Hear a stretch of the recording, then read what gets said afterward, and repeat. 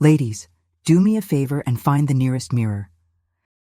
Let's try a quick little experiment together that is a game changer for women over 60. Take your hands and lift your hair just 1 inch off your shoulders. Do you see how your jawline suddenly looks softer? How your entire face seems to lift?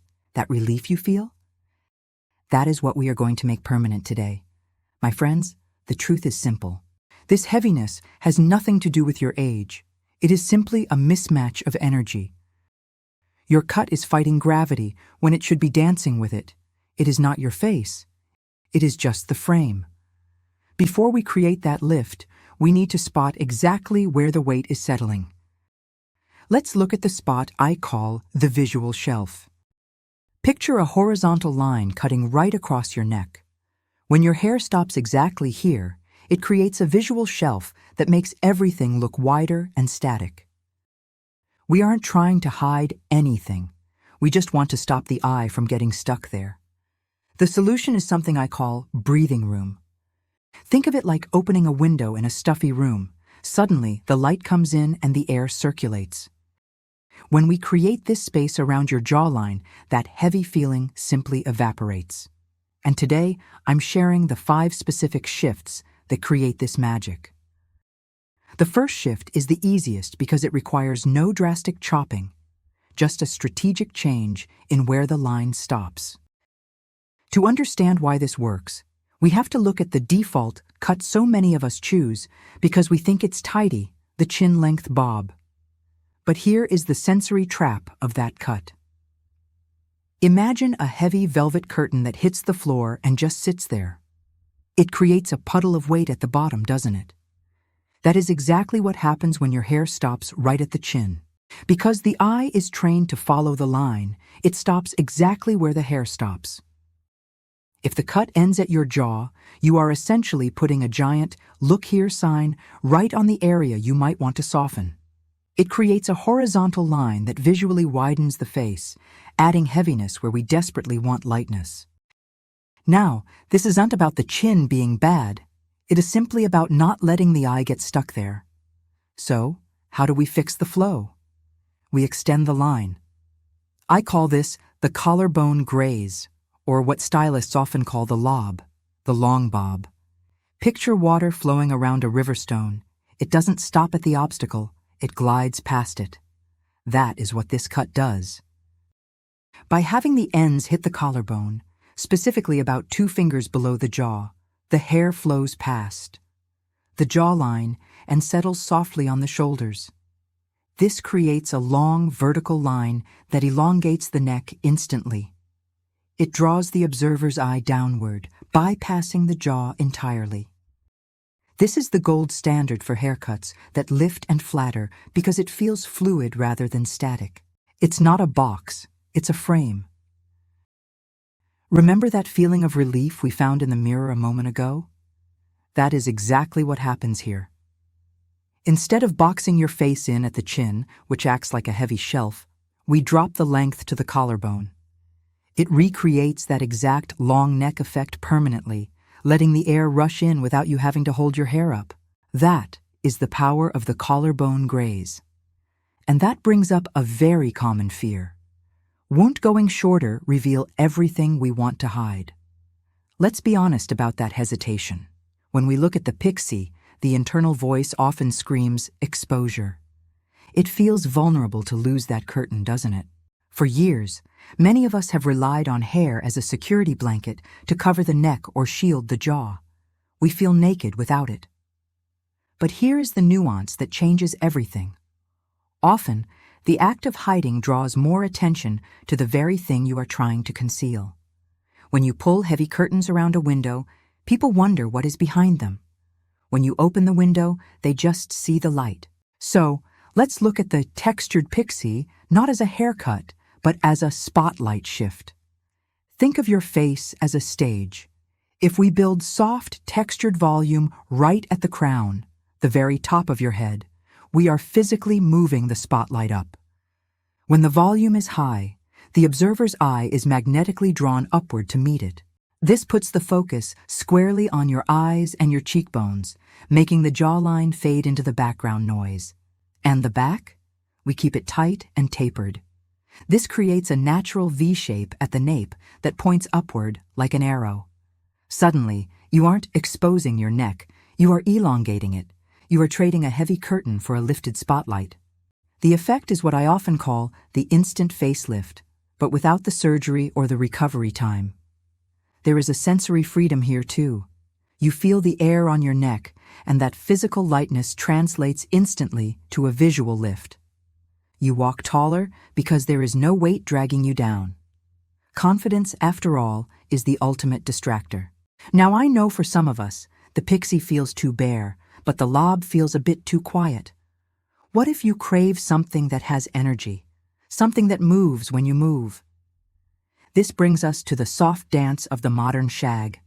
However, to get that movement, we first have to break the helmet habit, that desire for hair that is perfectly smooth, perfectly straight, and perfectly still because we think it looks tidy. Think of your hair like a picture frame. If the frame is rigid, stark, and heavy, your eye goes immediately to the picture inside, which, in this case, is the jawline. When the hair doesn't move, the observer's eye gets bored. It stops searching and settles right on the heaviest feature it can find. This static weight acts almost like an arrow pointing to the very area we want to soften. To break this focus, we need to introduce what I call strategic chaos. We need movement.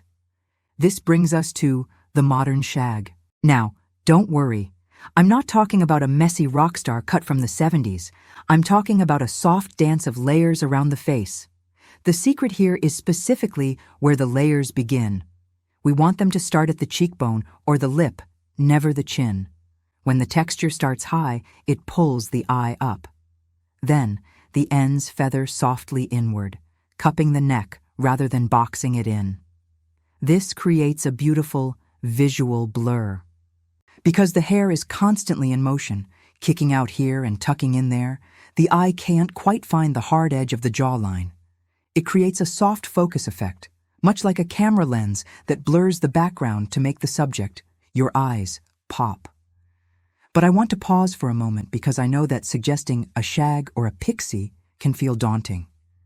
Changing your hair is emotional work, isn't it? There is often a quiet fear lurking in the background, the fear of trying too hard. But before we get to our final 2 styling tricks, I want to tell you something important, something that has nothing to do with scissors and everything to do with how you see yourself. Let's go back to that feeling of heaviness we started with. The truth is, many of us hold on to the same hairstyle for 20 years, not because we absolutely love it, but because it feels safe. It acts like a shield. There is a vulnerable thought that often whispers in the back of our minds. If I change this, people might actually notice me, and I'm not sure I'm ready to be seen. It feels easier, sometimes, to fade into the background than to risk stepping into the spotlight and feeling exposed. We choose invisible because we think it protects us. But here is the beautiful truth. You have earned the right to reinvent yourself whenever you are ready. The narrative that says we are fading as we age is false. You are not fading. You are coming into focus. You are distilling into the truest version of yourself. When we talk about lifting the hair, we are not doing it to hide a soft jawline because it looks bad or is wrong. We are doing it because your face, with all its history, its wisdom, and its joy, deserves to be framed, not hidden. You have earned the right to take up space. You deserve to be seen, not just for who you were, but for the beautiful woman you are becoming. If you are looking for a corner of the internet that celebrates this chapter rather than just tolerating it, I would love for you to join our community by hitting that subscribe button. We are rewriting the rules of beauty together, one haircut at a time. You've claimed your space. Now let's make sure the light hits you exactly right. You don't always need scissors to do this. Sometimes, just a tiny shift in geometry can open up your entire face. Let's start with the forehead. The first trick is the diagonal sweep, the single fastest way to use visual lines to break up a square jawline. Think of the shape of a softer face. If you have a rounder face or a softer jawline, your face is essentially a circle. The mistake we often make is adding the box, heavy, blunt bangs that cut straight across the forehead. This creates a harsh lid that boxes you in and actually emphasizes the width of the jaw. It pushes the eye down. Instead, we want to slice the moon. By sweeping bangs diagonally across the forehead, you cut that circle in half visually. This diagonal line forces the observer's eye to travel across your face rather than down it. It breaks up the roundness instantly. It creates an angle where there wasn't one before, giving you that defined, lifted look simply by changing the part. And while we are framing the face, we have to talk about your personal lighting crew, color. As we mature, our skin loses some of its natural contrast. If we surround the face with dark, solid, monochromatic color, it absorbs the light. It creates shadows that settle into the hollows under the eyes and around the jaw, the very places we want to brighten. It can feel heavy, like a dark cloud hovering over your features. The solution is the halo effect. You don't need to dye your whole head, but adding lighter, warmer pieces right around the hairline acts exactly like a permanent ring light. These lighter strands catch the sunlight and bounce that radiance back onto your skin, softening wrinkles and blurring the jawline with a glow. It is not just hair color, it is instant illumination. But having the vision is only half the battle. The hardest part is making sure the person holding the scissors sees it too.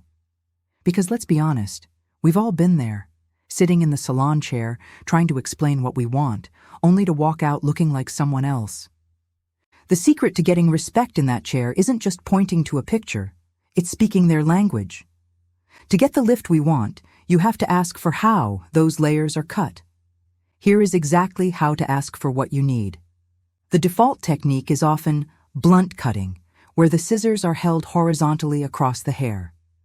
This creates that heavy, hard line, the shelf, that we are trying so hard to avoid. Instead, the secret is asking specifically for point cutting. This is when the stylist holds the scissors vertically and snips deep into the ends. It turns a hard, static line into a soft, shattered whisper. It makes the ends look lived in and airy immediately, blurring the line where the hair ends and the jaw begins. Next, we need to tackle the bulk. If your hair feels like a heavy blanket dragging you down, ask for internal layers. This is a brilliant technique where weight is removed from the inside of the hair, underneath the top layer, without sacrificing a single inch of your overall length. It creates invisible pockets of air that allow the hair to collapse closer to the head rather than puffing out into a triangle. So, here is a script you can save for your next appointment. Please point cut the ends so they shatter softly rather than looking blunt, and add internal layers to remove the weight. When you speak their language, you stop being a passenger in the chair and finally take back control. And that control changes everything, because while gravity is a physical reality, feeling heavy is a choice. We are done fighting it. We are dancing with it. You now understand that you are not fading away. You are simply coming into focus. The curtain is open, and the light is finally where it belongs. Now the only question is the frame. Will you choose the fluid breathing room of the lob, the upward spotlight of the pixie, or the kinetic blur of the shag? Each one lifts the weight, but only one will feel like you. I'd love to know which one is calling to you. Is it the bold lift or the soft flow? Tell me in the comments below. I read every story. Now go find that navy blouse you thought was too dark. Pull your hair up and look again. With your new eye for light, you might just see a different woman looking back.